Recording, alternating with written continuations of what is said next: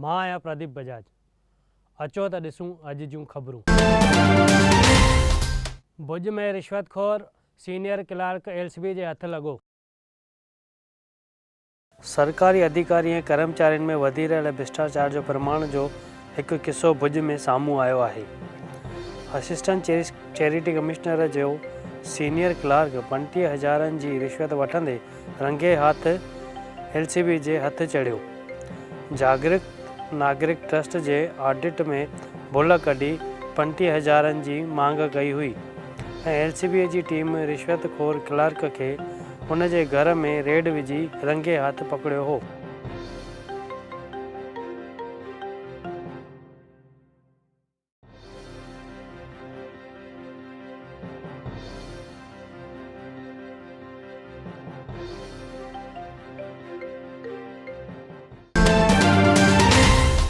अंजार में थी लुटफुर। संदीप गोविंद भाई नाथाणी अंजार पुलिस में फरियाद लिखाई आहे त कल्ह राति जॾहिं हू राति जो 9 बजे मेघपर बोरची जे पासे मां लंघे रहियो हो तॾहिं 6 ॼणा बाइक ते आया ऐं एड्रेस पुछण जे बहाने उन जे अॻियां अची करे चाकू ॾेखारे उन खां मोबाइल फुरे ऐं उन खे मारे भॼी विया। पुलिस केस दाख़िल करे तपास शुरू कई आहे।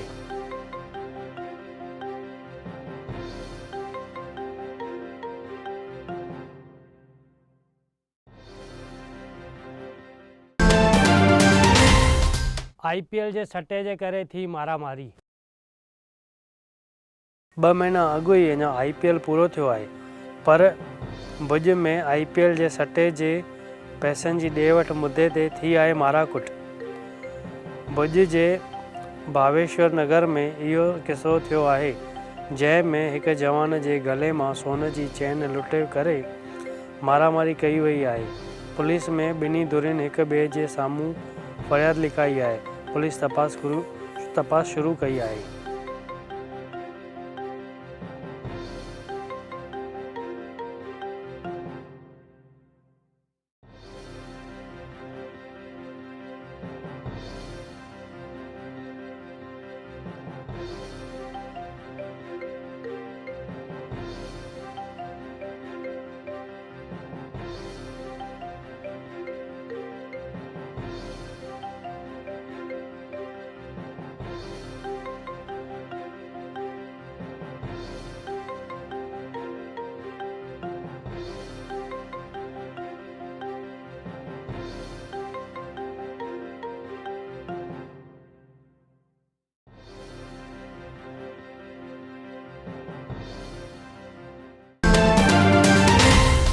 ज़मीन जे मुद्दे थी मारामारी। रापर तालुका जे गेड़ी ॻोठ में कुझु वक़्तु अॻु ई सरकार तरफ़ां मिलियल ज़मीन ते खेती करण वियल शख़्स खे जात ख़िलाफ़ ॻाल्हायो ऐं उन खे मारण जी धमकी ॾिनी वई। ज़ाल मुड़ुस समेत हिक ॿिए शख़्स ख़िलाफ़ एट्रोसिटी जी फरियाद करण में आई आहे। पुलिस तपास शुरू कई आहे।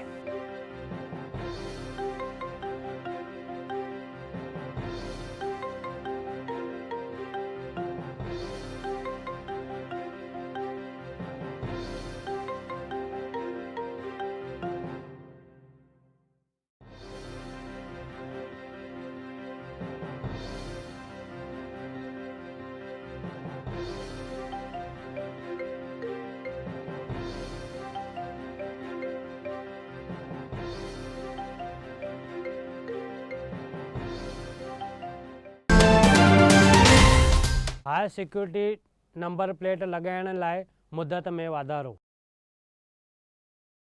हाई सिक्योरिटी नंबर प्लेट लॻाइण जी कल्ह 31 तारीख़ आख़िरी तारीख़ हुई, पर अञा ताईं 50% वाहननि में इहा प्लेट लॻाइण बाक़ी हुअण सबबि इन जी मुदत में वाधारो कयो वियो आहे। हाणे तारीख़ 31/8/2018 ताईं लॻाए सघिजे थी। कच्छ में ई अञा 9,30,000 वाहननि खे प्लेट लॻाइण बाक़ी आहे।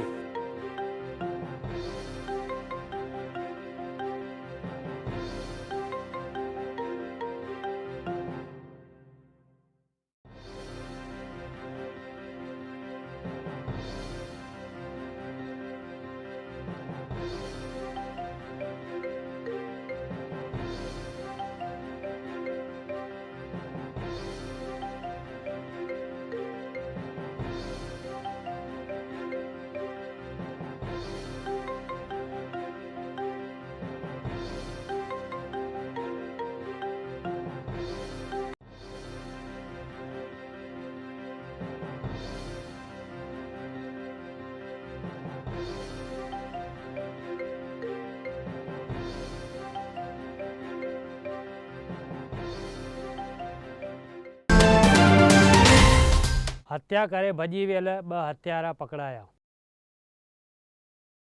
जुमे जे ॾींहुं मुद्रा जे जवान ते एक्सीडेंट करे पोइ धारियुनि सां मारे करे 2 ॾोहारी भॼी निकिता हुआ। कच्छ जे LCB पुलिस उन्हनि ॿिन्हिनि ॾोहारियुनि खे पकड़े करे मानकुआ पुलिस जे हवाले कयो आहे।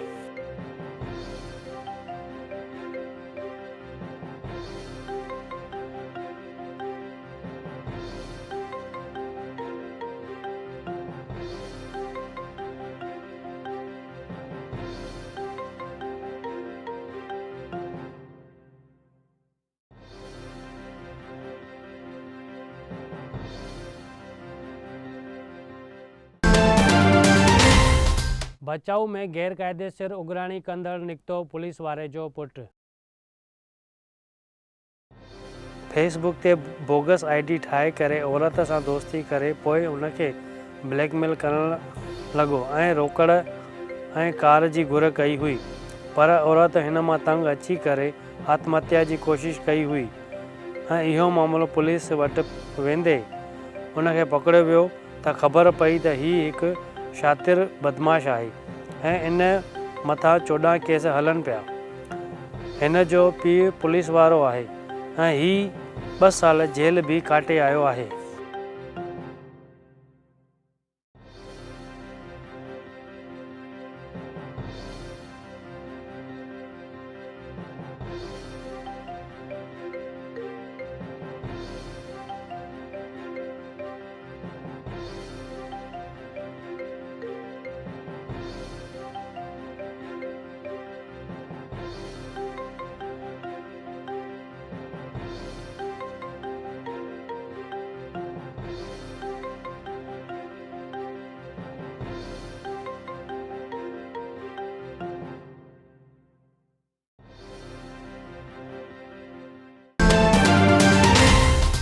बनासकांठा में पकड़ायो पाकिस्तानी नागरिक। भाव तालुका जे समली ॻोठ मां माण्हुनि हिकु पाकिस्तानीअ खे पकड़े करे पुलिस जे हवाले कयो आहे। सरहदी विस्तार में घुमंदे माण्हुनि खे शंका वेंदे माण्हुनि हिन खे पकड़े करे पुलिस हवाले कयो आहे। हिन पाकिस्तानीअ वटां कुझु दस्तावेज़ पिणु मिलिया आहिनि।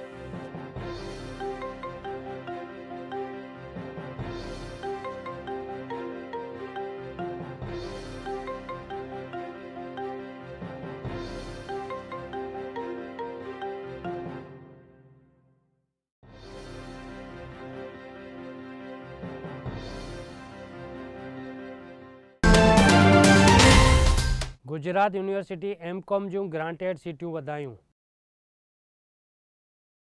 गुजरात यूनिवर्सिटीअ जेके विद्यार्थी दाख़िला न वठी सघिया आहिनि उन्हनि खे इहा सहूलियत ॾिनी आहे ऐं हर PG सेंटर खे 20 सीटियूं वधाइण जी मंज़ूरी ॾिनी आहे। फारम अॼु खां भरिया वेंदा।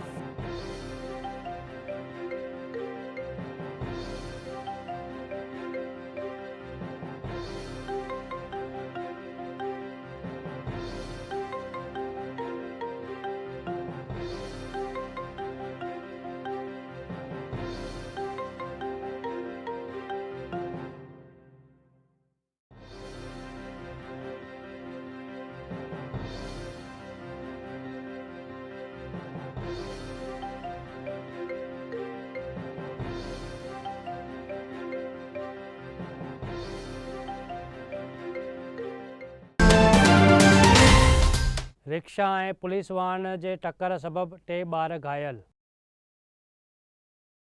ॼाण मूजिबि अहमदाबाद में कांकरिया पासे हिकु स्कूल रिक्शा पुलिस जे गाॾीअ खे पुठियां टकर हणंदे 3 ॿार ज़ख़्मी थिया आहिनि ऐं उन्हनि खे VS हॉस्पिटल में भर्ती करायो वियो आहे।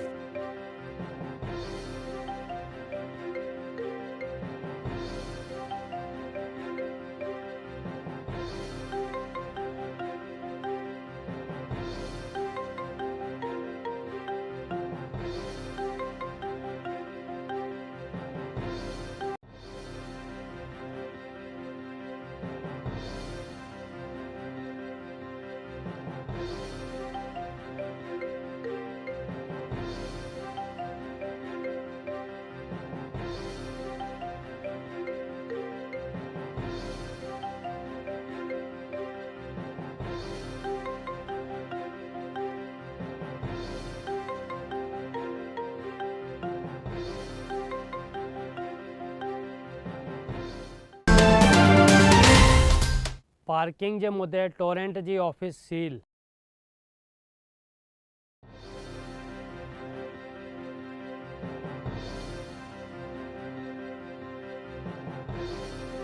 अहमदाबाद म्यूनिसिपलिटी द्वारा अमराईवाड़ी में आयल टोरेंटो जी ऑफिस सील करण में आई है। टोरेंटो कंपनी में अंदर माण्हू कम करे रहा हुआ ऐं पोइ भी ॿाहिरां सील करण में आयो हो। टोरेंटो कंपनी में पार्किंग की व्यवस्था न हुअण करे सील करण में आई हुई।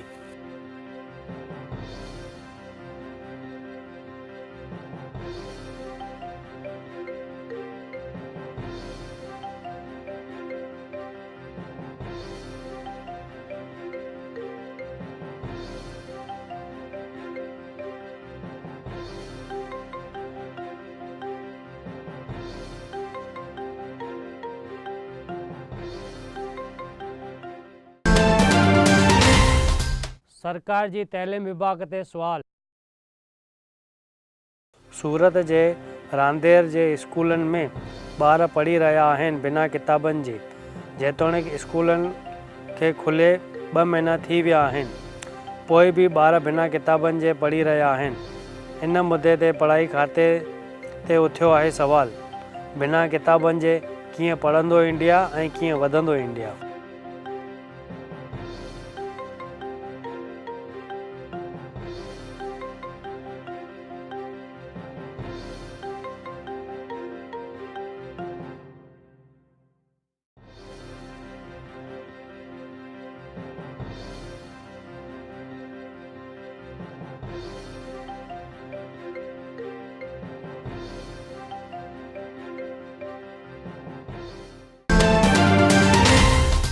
नेशनल ग्रीन ट्रिब्यूनल तापी जे प्रदूषण मुद्दे ते सरकार के लगाई फटकार।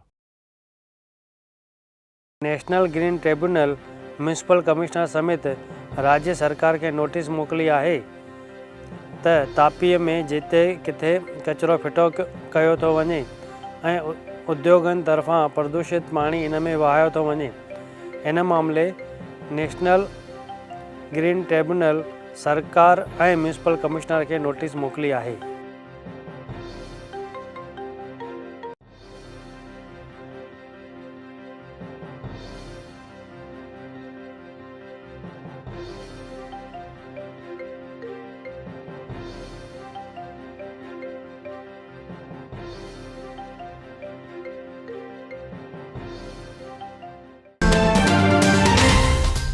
सतन ॾींहंनि जो रहंदो नवरात्रि वेकेशन। गुजरात माना नवरात्रा ऐं गुजरात जा नवरात्रा सॼी दुनिया में मशहूर आहिनि। दुनिया भर जा माण्हू नवरात्रा जो मज़ो माणण लाइ गुजरात ईंदा आहिनि ऐं हाणे गुजरात जे तइलीमी मंत्रीअ ज़ाहिर कयो आहे त नवरात्रीअ में 10 अक्टूबर खां 17 अक्टूबर ताईं नवरात्रि वेकेशन रहंदी ऐं 5 नवंबर खां 18 नवंबर ॾियारी वेकेशन रहंदी ऐं दर्जे 9 जे इम्तिहान 19 तारीख़ खां थींदा।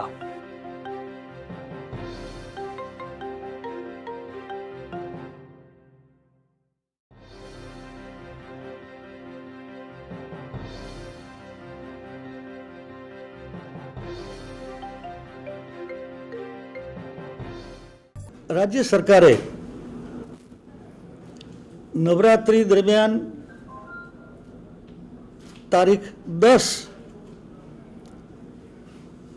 नवरात्रिनो पहलो दिवस 10-10 थी 17-10 एक रविवार आवे छे એટલે शैक्षणिक कार्य ए 7 दिवस નું વેકેશન આપવાનો નિર્ણય કર્યો છે। 18મી તારીખે તો દશેરાની રજા છે જ। પરીક્ષા બાબતમાં પણ આમાં કોઈ અડચણ આવતી નથી। કોલેજની પરીક્ષા 22-10 થી 3-10 દરમિયાન અને ધોરણ 9 થી 12ની પરીક્ષા 19-10 થી 30-10 દરમિયાન ચાલવાની છે।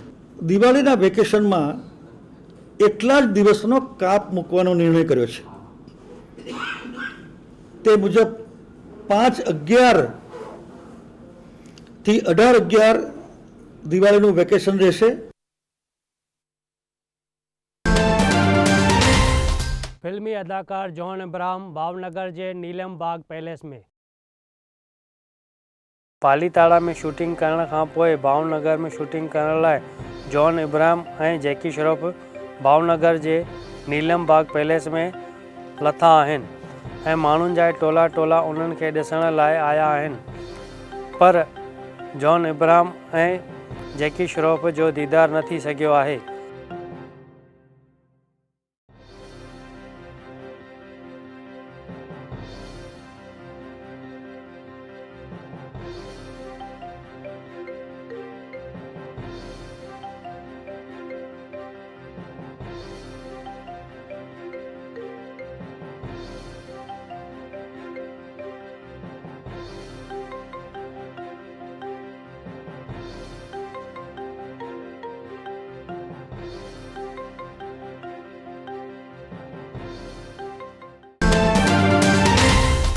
असम विवाद ते चुनाव आयोग जो एक अहम फैसलो। बुधर ॾींहुं मुख्य चुनाव अधिकारी OP रावत स्पष्ट कयो त जिन माण्हुनि जा नाला फाइनल ड्राफ्ट में न आहिनि उन्हनि खे परेशान थियण जी ज़रूरत न आहे। उहे वोट करे सघनि था, पर उन्हनि जो वोटर लिस्ट में नालो हुअणु ज़रूरी आहे।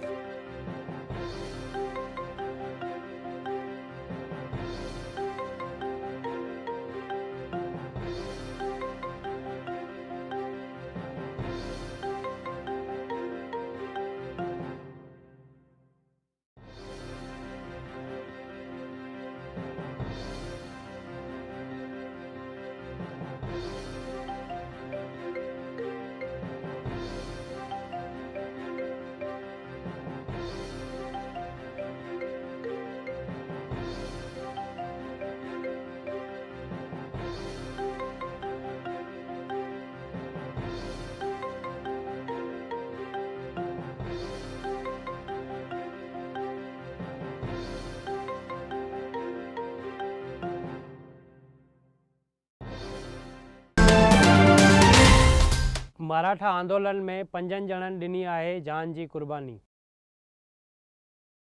सरकारी नौकरी ने पढ़ाई में आरक्षण की मांग करे रहियल मराठा संगठन हाणे जेल भरो आंदोलन कंदो। उन जी शुरुआत मुंबई के आज़ाद मैदान खां थींदी। मुंबई समेत राज्य के ॿियनि हिस्सनि में कानून व्यवस्था कड़क करण में आई आहे। हिन आंदोलन में 5 ॼणनि जान की कुर्बानी ॾिनी आहे।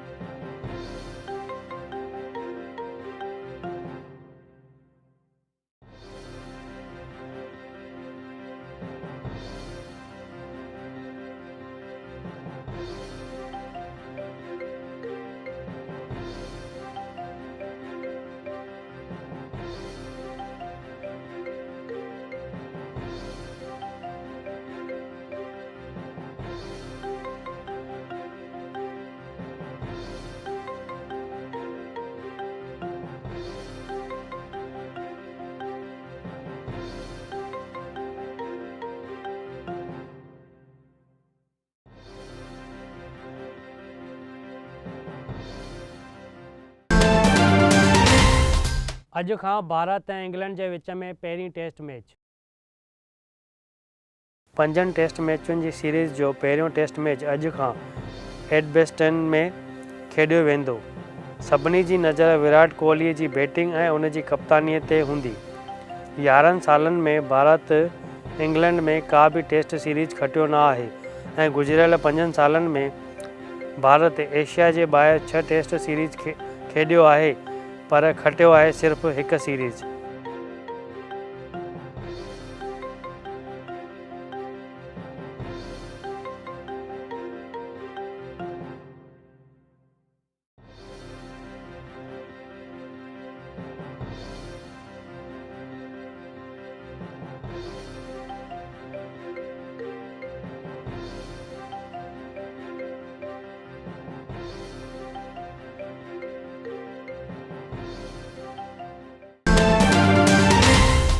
लीलाशाह तपोभूमि नैनीताल में जशोदाबेन मोदी।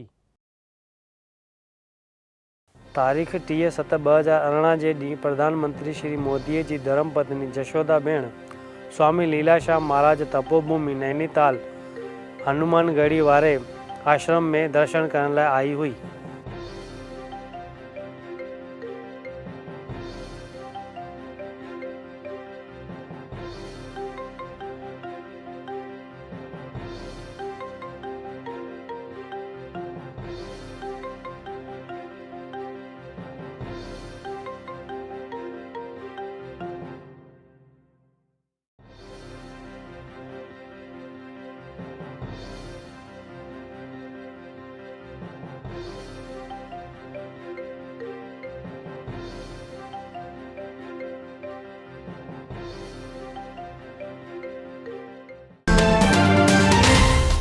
भावनगर में झूलेलाल जी वॾे कद वारी मूर्ति स्थापित कई वेंदी।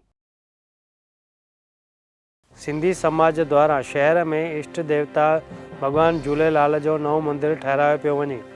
हिन मंदिर में भगवान झूलेलाल जी 101 इंच डिघी मूर्त स्थापित करण में ईंदी। झूलेलाल जी विशाल कद जी मूर्ति स्थापित करण जी ख़बर ॿुधी भावनगर पालीताणा ई न पर सॼे देश जे सिंधी समाज में ख़ुशीअ जी लहर डोड़ी वई आहे।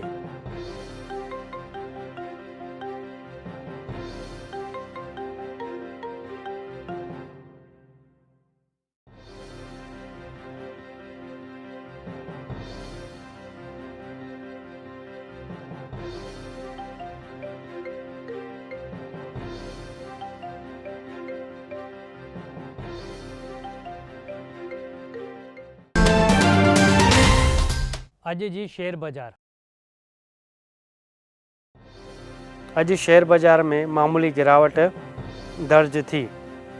निफ्टी 10.30 घटिजी करे 11,346.20 ते बंद थी ऐं सेंसेक्स 84.96 घटिजी करे 37,521.62 ते बंद थी।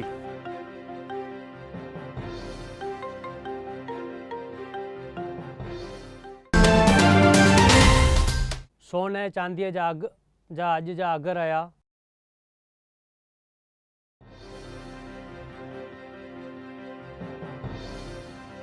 अॼु सोन जा अघ रहिया 22 कैरेट 28,540 10 ग्राम ऐं 24 कैरेट 29,420 10 ग्राम ऐं चांदीअ जो अघु रहियो 38,129 रुपया पर किलो।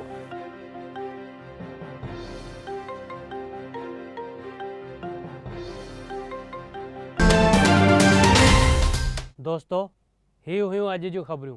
वरी मिलंदासीं सुभाणे साॻे ई वक़्तु। तेसिताईं ॾिसंदा रहो सिंधी TV।